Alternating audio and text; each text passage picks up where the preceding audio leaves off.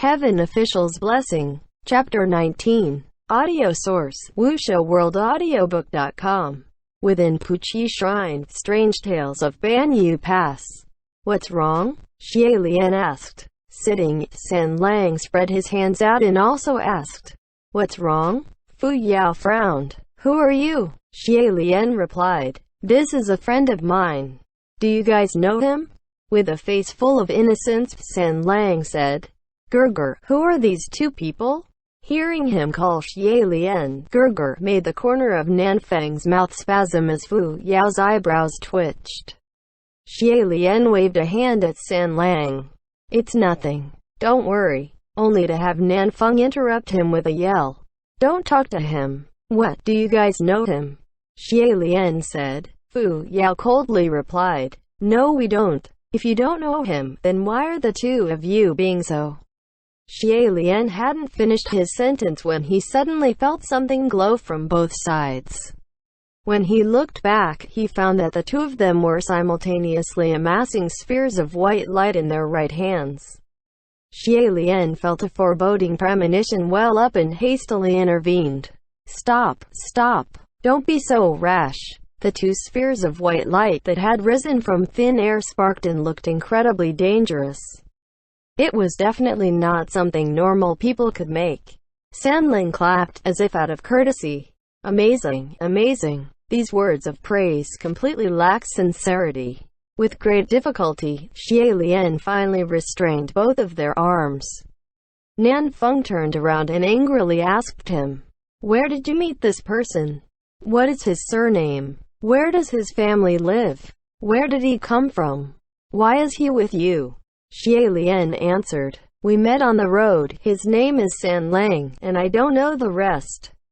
Because he had nowhere to go, I had him come with me. Let's not be so reckless now, all right? You." Nanfeng held his breath and looked as if he wanted to scold him, but then he forcibly suppressed himself. He asked, "You don't know a thing about him and yet you let him in? What if he had any ill intentions?" Xie Lian wondered why Nanfeng's tone sounded as if he were his dad. If he had been swapped with a different heavenly official, or even a different person, hearing someone younger than you speaking to you in this way would have already caused them unhappiness. But Xie Lian had already reached a point where he had long become completely disaffected by any berating and ridicule thrown his way. He also knew that the two of them had good intentions, so he paid it no mind. Just at this moment, San Lang asked, "Gerger, are these your servants?" Xie Lian warmly said, "The term servant is wrong. To be more accurate, it would be helpers." San Lang laughed and said, "Really?" He stood up. Conveniently grabbing something, he tossed it to Fu Yao. "Then, why don't you help out a bit?" Fu Yao caught it without even looking. Holding it in his hands, he tilted his head down to look when suddenly, a dark aura erupted from him. That youngster had actually thrown him a broom. His expression looked as if he was ready to smash both the teen and the broom itself to dust right then and there. Xie Lian rushed forward and swiftly took the broom away. Be calm. I only have this one broom." Who knew it? Just as he said this, Fu Yao released the white sphere of light in his palm. He hollered, "Immediately reveal your true form." San Lang didn't make any effort to dodge. He remained in his sitting position with his arms crossed, and only slightly leaned to the side. That dazzling white light hit one of the legs of the offerings table. When the table tilted, the tableware slid off and crashed to the floor. Xie Lian placed a hand on his forehead, feeling that this could not continue. With a wave of his hand, Rue abruptly flew out and tied up Nanfeng and Fu Yao's arms. The two struggled to get free but were unsuccessful. Nanfeng raged. "What are you doing?" Xie Lian made the time-out gesture and said, "Let's talk outside." With another wave of his hand, Rue started dragging the two outside. Xie Lian turned around his head to tell San Lang, "I'll be right back." He closed the door behind him, and stood in front of the shrine. He then released Rue, grabbed the sign in front of the door, before placing it in front of the two. Please read this and tell me what it says. Fu Yao, facing the sign, read. This shrine is dilapidated. Sincerely seeking benevolent people to donate in order to renovate it. Accumulate merits and virtue. He raised his head. A dilapidated house seeking donations? You wrote this? No matter what, you are still an ascended heavenly official. How can you write this kind of thing? Where is your dignity? Xie Lian nodded his head. That's right. I wrote it. If you guys continued fighting in there, I would be pleading for reconstruction instead of renovation. Then, I would really have no dignity left. Nanfeng pointed at the Puqi shrine and said, You don't think that young man is odd? Xie Lian replied, Of course I do. If you clearly know he's dangerous, why do you still dare to keep him by your side? Xie Lian saw that they had no intention of donating funds, so he went to put the sign back down and said, Nanfeng, your words just now aren't right. In the world, a person's dispositions and strange encounters are countless. Odd doesn't necessarily equate to dangerous. One would know, to another's eyes, I must seem odd as well. But do either of you feel that I'm dangerous? This actually could not be refuted. This person clearly had fine bone structure and the refreshing appearance of an immortal, yet, on the contrary, collected trash all day. It was definitely weird. Fu Yao said, You aren't afraid he's scheming against you? Xie Lian asked, Do you think I have anything worth scheming for? As soon as he said that, Nanfeng and Fu Yao were both rendered speechless. This question was actually very reasonable. If a person was being targeted in a scheme, it was usually because of their wealth. But what was sad was that, if one really thought about it, there wasn't anything valuable worth scheming for that the current Xie Lian would own. If one wanted money, he had no money. If one wanted treasures, he had no treasure. Unless someone resorted to coveting the scraps he collected every day.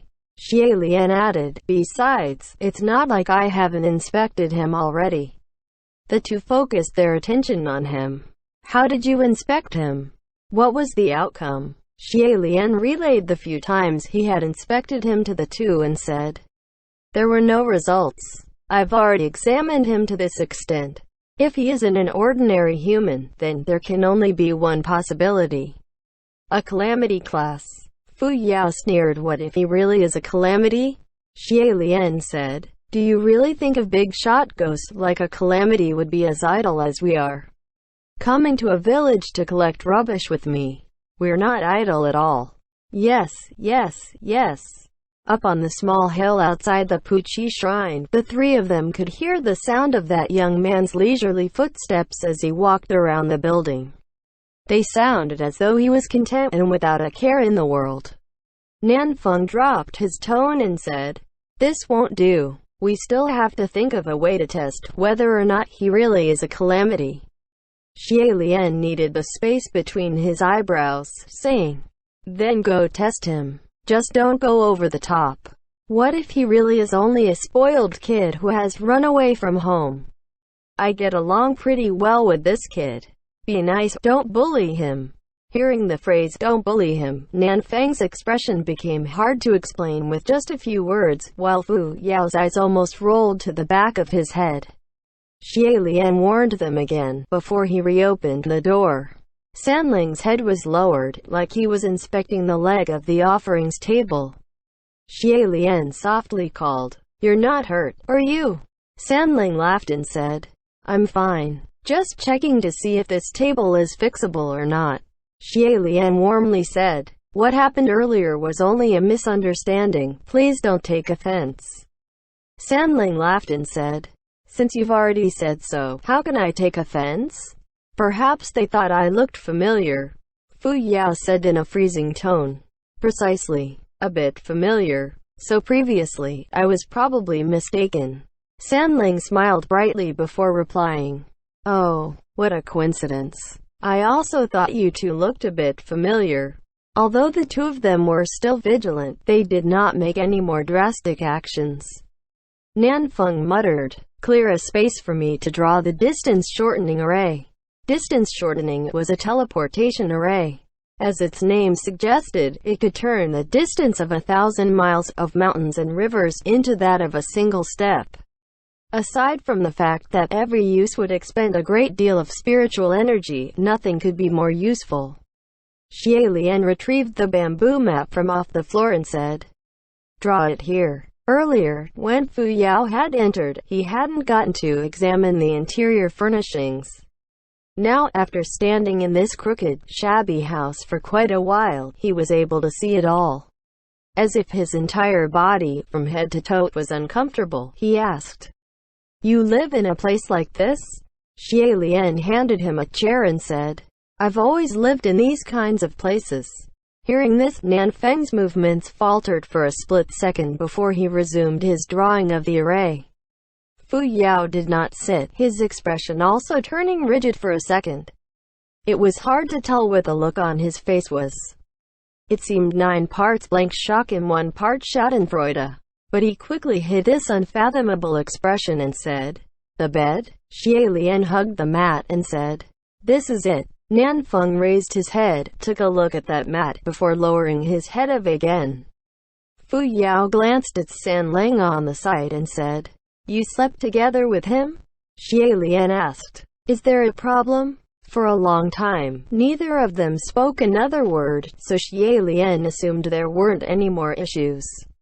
Xie Lian then turned his head towards San Lang and inquired, "San Lang, you were halfway into explaining it before you got cut off earlier. What happened to that Banyu demonic cultivator? Please continue." San Lang had been staring at them with a look of pensive contemplation, his gaze dark. Having heard Xie Lian call out to him, he snapped out of his daze and lightly smiled. "All right." After arranging his thoughts, he said, "The Banyu demonic cultivator is actually one of the ancient Banyu kingdom's head priest. Namely, one of the double demon masters. If there are double demon masters, then it obviously involves 2 people. Who's the other one?" San Lang had an answer for every question.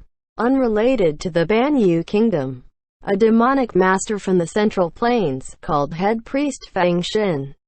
Xie Lian's eyes slowly widened a fraction before he continued on listening. As it turned out, Banyu's people were extraordinarily strong and partial to violence and war, and they wielded great influence.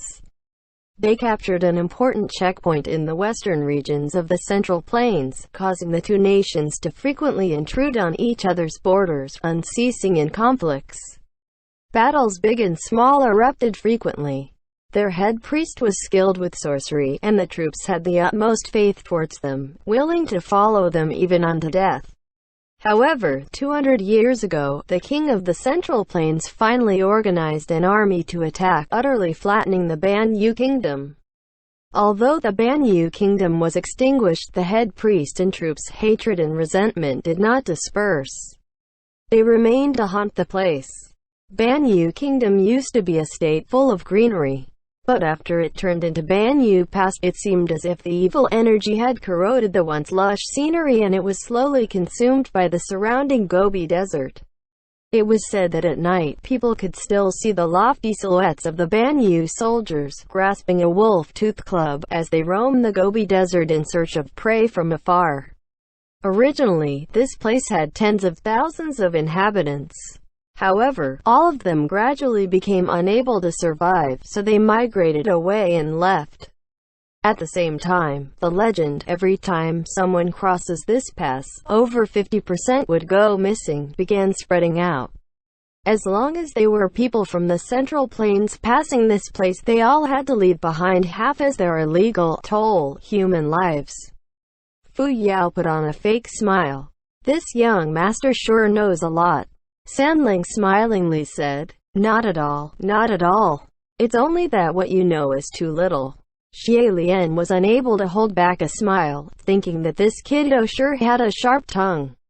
He then heard San Lang lazily add on, "Though, this is merely unofficial history and some ancient tales and rumors. Who knows if there really is such a head priest? Or if Banyu Kingdom actually exists." End chapter.